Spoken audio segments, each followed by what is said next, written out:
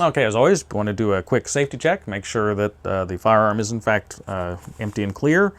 So go ahead and take the magazine out first. Magazine is empty.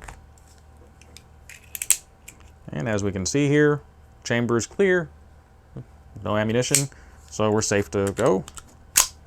Go take a look at the controls. It is a single action striker fired pistol, so it's single action trigger there. A heel magazine release, as you just saw. You would just pull back on that, and then you can take the magazine out. The magazines fit in there fairly stiff generally, so you have to generally pull them out. Here's the safety, and as you can see there is a little F for fire, lift up, that puts it on safe. That will lock the sear that's in there from being able to come down, and also it engages the little notch there in the slide, so you can't pull the slide back. And pull down to put it back on fire. Many of these pistols, this one included, have a magazine safety. So if you pull the trigger now, nothing happens. Put the magazine back in, and that would then allow it to function. This little hole here shows whether it's cocked and ready to fire or not. When you cock it back, you can see the little back of the striker and firing pin come through the hole there. And then of course pull the trigger, and then it goes down. So as far as disassembly, you'd want to first do what I just did. Pull the trigger to release the striker, so there's no spring pressure on that. Go ahead and take the magazine out. This is the takedown button, so you would just push down in that, and then you can lift the slide up.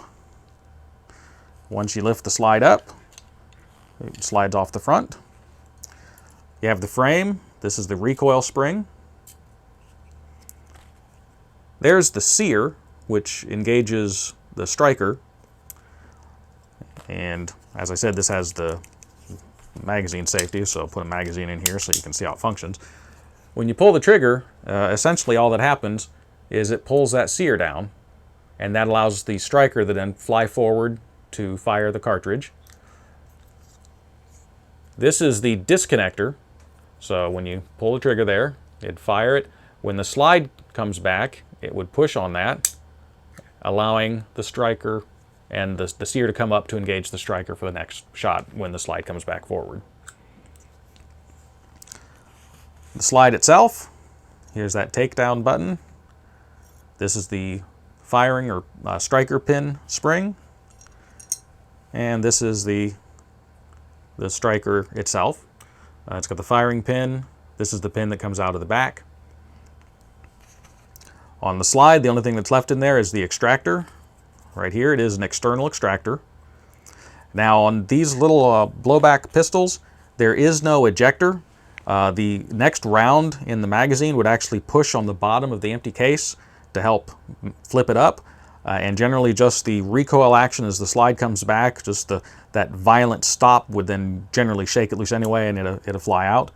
It's not that uncommon on a pure blowback operated small pistol like that to not have an ejector. You just have the extractor on there to pull it out, primarily when it's an unfired case, because when the fired case is fired, the blowback itself pushes it out. Some small blowback operated pistols, especially older ones, some of them don't even have an extractor.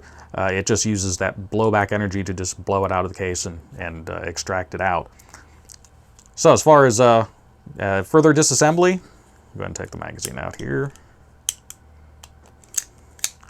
You really wouldn't want to disassemble this any further. You can take the spring out, but just clean everything off, wipe it all down, light coating of oil to help with operation and to help prevent corrosion. Clean the barrel, both the outside and the inside. Make sure the feed ramp and everything is clean. And that's pretty much it with that. On the slide, same thing, just wipe everything down, light coating of oil, and that's pretty much all you want to do with that. The springs themselves, these springs will kind of go in each other's place.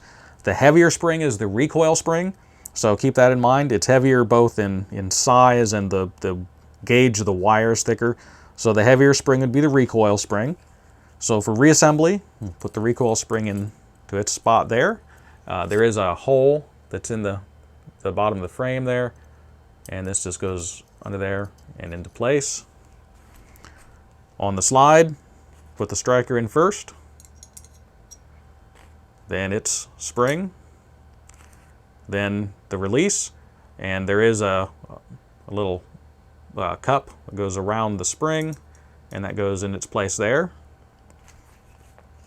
Then you want to put this portion here into this section here under the barrel, in between the barrel and the bottom of the frame. So just like that. And then push the button in so it comes down and then locks back in place. And then that's reassembled. Do a quick function check. Put the magazine in so we can check the action. And it's reassembled.